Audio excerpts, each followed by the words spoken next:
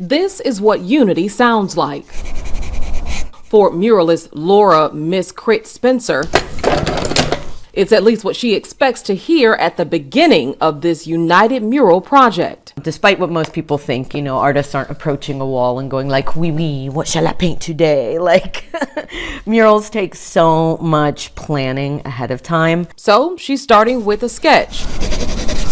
She's painting inside of the letter E in the mural project that will spell out the word United. I'm going to go through many different ideas. I printed out lots of different letter E's here, and I'm just going to start sketching and just let myself kind of be in a free flow state.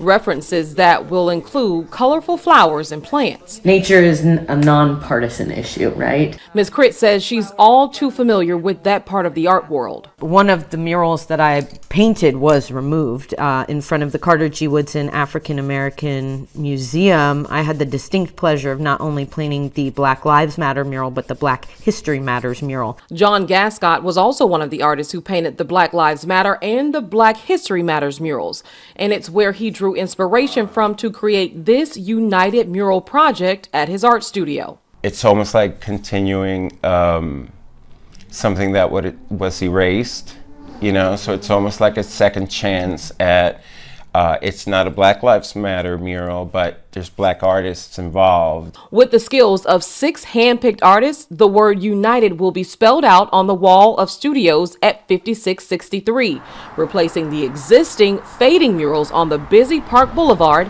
in Pinellas Park. It's very well traveled, so it will have a lot of eyes on it, and hopefully people will take the time to pull over and take it all in, because it's going to have a lot of detail. I mean, it's a long wall. A long wall that's going to take a big budget of up to $20,000 to pull off.